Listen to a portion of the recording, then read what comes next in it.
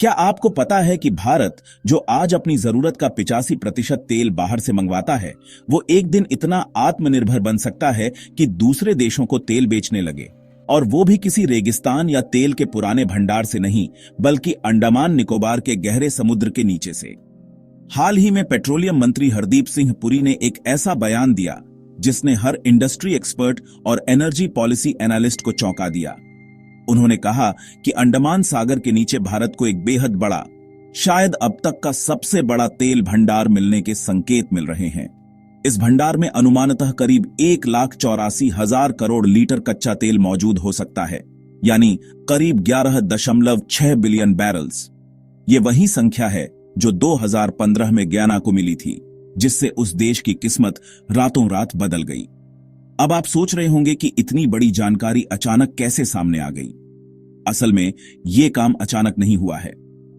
2016 में भारत सरकार ने एक बहुत ही रणनीतिक और साहसिक कदम उठाया, जिसमें दो पॉलिसी, पहली हेल्प यानी hydrocarbon exploration and licensing policy और दूसरी OELP यानी ओपन एकरेज लाइसेंसिंग पॉलिसी को लागू किया गया।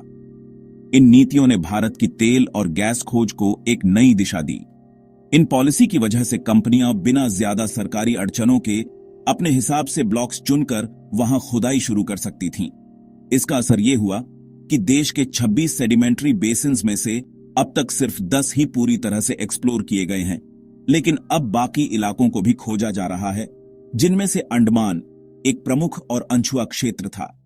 इसी नीति के तहत भारत की सरकारी कंपनी ONGC ने 2023-24 के वित्तीय वर्ष में कुल 541 कुएं खुदवाए, जो पिछले 37 सालों में किसी भी एक साल में सबसे ज्यादा है।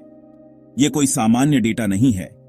यह दर्शाता है कि भारत अब तेल के क्षेत्र में गंभीरता से आत्मनिर्भरता की दिशा में बढ़ चुका है। अंडमान क्षेत्र, जो अभी तक पर्यटन और सामरिक दृष्टि से ही प्रसिद्ध था, अब तेल और गैस के संभावित भंडार के कारण चर्चा में है। वहां पहले से चल रहे सिस्मिक सर्वे और एक्सप्लोरेटरी ड्रिल्स ने कई ऐसे जियोलॉजिकल संकेत दिए हैं जो बड़े पैमाने पर तेल की उपस्थिति की संभावना को दर्शाते हैं। ये शुरुआती आंकड़े इतने मजबूत हैं कि खुद पेट्रोलियम मंत्री को जनता के सामने आकर इसे साझा करना पड़ा। अगर ये खोज सही साबित होती है और वाकई अंडमान सागर के नीचे इतने बड़े स्तर पर कच्चा तेल मिलता है, तो इसका असर केवल भारत की ऊर्जा नीति पर नहीं, बल्कि हमारी पूरी अर्थव्यवस्था और अंतर्राष्ट्रीय रणनीतिक स्थिति पर भी होगा। सबसे पहला और अहम फायदा ऊर्जा आत्मनिर्भरता पर होगा। भारत हर साल 100 अरब डॉलर से ज्यादा सिर्फ तेल आयात करने में खर्च करता है। इससे न केवल विदेशी मुद्रा भंडार पर दबाव बनता है, बल्कि डॉलर की मांग बढ़ने से रुपया भी कमजोर होता है। अगर भारत अपनी जरूरत का तेल खुद पैदा करने लगे, तो यह स्थिति पूरी तरह बदल सकती है। देश की करेंसी मजबूत होगी, बजट घाटा घटेगा और अंतर्राष्ट्रीय बाजार में भारत की आर्थिक स्थिरता पर भरोसा बढ़ेगा। दूसरा बड़ा फायदा है आर्थिक बूस्ट। अगर भारत अपने तेल को प्रोसेस करके रिफाइंड प्रोडक्ट्स बनाए और उन्हें एक्सपोर्ट करे, तो इससे देश को हर साल अरबों डॉलर की अतिरिक्त आय हो सकती है। इससे न सिर्फ केंद्र सरकार की कमाई बढ़ेगी, बल्कि राज्य सरकारों को भी रॉयल्टी और टैक्स के जरिए बड़ा राजस्व मिलेगा। इसके अलावा तेल से जुड़े सेक्टर जैसे पाइपलाइन निर्माण, टैंकर परिवहन, पेट्रोकेमिकल्स और इंजीनियरिंग सर्विसेज में लाखों नौकरियां भी पैदा होंगी। तीसरा फायदा यह है कि इससे कृषि और ग्रामीण अर्थव्यवस्था को भी अप्रत्यक्ष रूप से फायदा होगा। जब देश के पास सस्ता और स्थिर ईंधन होगा, तो ट्रांसपोर्ट और फर्टिलाइजर की लागत घटेगी। इससे किसान को सस्ते दरों पर इनपुट मिलेगा और खेती की लागत कम होगी। यह ग्रामीण विकास और खाद्य सुरक्षा को भी मजबूत करेगा। यह खोज भारत को ईंधन आयातक से निर्यातक देश में बदलने की क्षमता रखती है। सोचिए, जो देश कल तक सऊदी, इराक और UAE पर निर्भर था, वह आज बांग्लादेश, श्रीलंका, नेपाल, म्यांमार जैसे पड़ोसी देशों को तेल और गैस सप्लाई कर सकता है। पांचवा बड़ा फायदा है स्टॉक मार्केट और निवेश में। तेल भंडार की पुष्टि के बाद भारत में ऊर्जा क्षेत्र में घरेलू और विदेशी निवेशकों का भरोसा बढ़ेगा। इससे न सिर्फ ONGC, oil India limited, BPCL जैसी कंपनियों के शेयर में उछाल आएगा, बल्कि छोटे छोटे oil field, support business, logistics और मरीन इंफ्रा सेक्टर में भी निवेश आएगा, यानी छोटे व्यवसायों को भी इसका फायदा मिलेगा।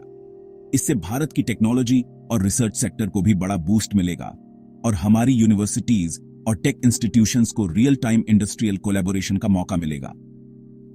अब सोचिए, जिस अंडमान को आज हम बस एक टूरिस्ट डेस्टिनेशन मानते हैं, वहां अगर बड़े स्तर पर तेल की खोज होती है तो वहां का इंफ्रास्ट्रक्चर, रोजगार, शिक्षा, स्वास्थ्य सब कुछ बदल जाएगा। वहां नए ports, refinery, pipeline network, power plants बनेंगे, हजारों नौकरियां पैदा होंगी। ये सीधे तौर पर स्थानीय लोगों को फायदा देगा और अंडमान को भारत का एक नया एनर्जी हब बना सकता है।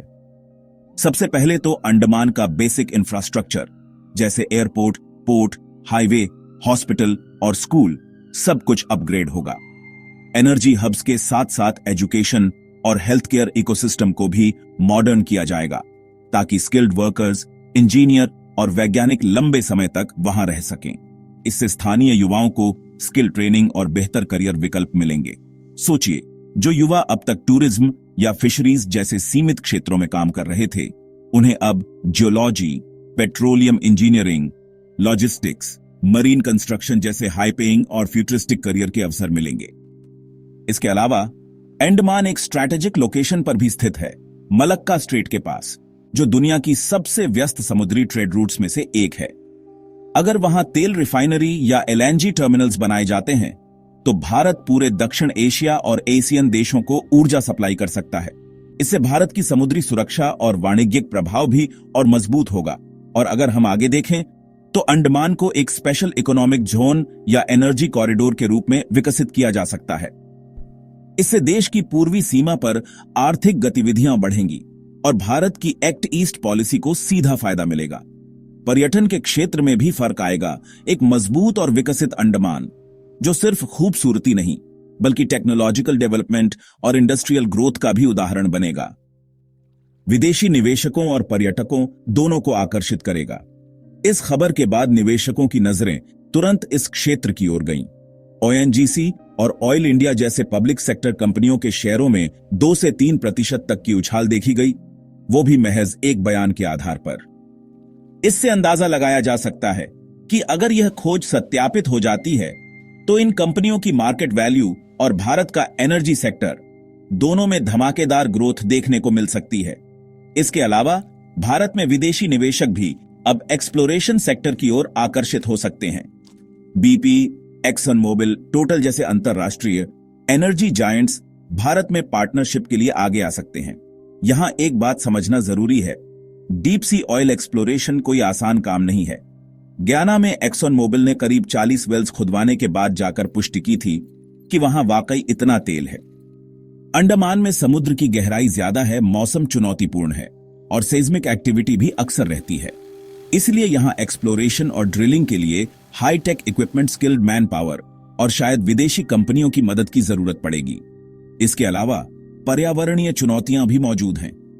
अंडमान का समुद्री पारिस्थितिक तंत्र बहुत ही नाजुक और समृद्ध है। यहां कोरल रीफ्स, समुद्री टर्टल्स और एंडेंजर्ड स्पीसीज पाए जाते हैं। अगर ड्रिलिंग असावधानी से हुई तो बड़े इकोलॉजिकल नुकसान हो सकते हैं। इसलिए सरकार को एक बारीक संतुलन बनाना होगा विकास और प्रकृति के बीच। अब सवाल यह है कि आगे क्या होगा। ओएनजीसी और अन्य कंपनियां जल्द ही और एक्सप्लोरेटरी व अप्रेजल ड्रिल्स करेंगी ताकि यह पता चल सके कि तेल का स्तर कितना गहरा और कितना विस्तृत है। अगर डेटा सकारात्मक रहा तो उसके बाद फाइनल इन्वेस्टमेंट डिसीजन लिया जाएगा। इसके बाद infrastructure setup, deep sea rigs, under water pipelines और लॉजिस्टिक नेटवर्क तैयार होंगे। यह पूरी प्रक्रिया 3 से 5 साल तक का समय ले सकती है। यानी अगर सब कुछ सही रहा तो भारत 2030 तक खुद का गहरा समुद्री तेल उत्पादन शुरू कर सकता है। इस खोज से भारत सिर्फ एक आर्थिक महाशक्ति नहीं बल्कि एक स्ट्रेटेजिक एनर्जी पावर हाउस भी बन सकता है। जो देश आज मिडिल ईस्ट पर निर्भर हैं, वे कल भारत से तेल लेने की सोच सकते हैं। भारत की फॉरेन पॉलिसी को इससे एक नया लेवरेज मिलेगा, खासकर south Asia, south east Asia और इंडो पैसिफिक क्षेत्र में। साथ ही भारत अंतर्राष्ट्रीय क्रूड ऑयल प्राइस नेगोशिएशंस में एक बड़ी भूमिका निभा सकता है, जिससे पूरी ग्लोबल एनर्जी डायनामिक्स में उसका प्रभाव बढ़ेगा। तो ये थी पूरी कहानी, कैसे अंडमान सागर के नीचे छिपा खजाना भारत की किस्मत बदल सकता है। यह सिर्फ एक तेल की खोज नहीं बल्कि एक नई दिशा है, एक ऐसा मौका जिससे भारत न सिर्फ आत्मनिर्भर बन सकता है बल्कि एक ग्लोबल एनर्जी लीडर के रूप में उभर सकता है। लेकिन यह रास्ता आसान नहीं होगा। तकनीकी, वित्तीय और पर्यावरणीय चुनौतियां हमारे सामने हैं। पर अगर सरकार, कंपनियां और वैज्ञानिक मिलकर काम करें तो शायद 2030 में जब आप किसी पेट्रोल पंप पर जाएं तो वहां का तेल अंडमान सागर से आया हो। अगर आपको यह जानकारी पसंद आई तो वीडियो को लाइक करें, अपने दोस्तों के साथ शेयर करें और चैनल को सब्सक्राइब जरूर करें।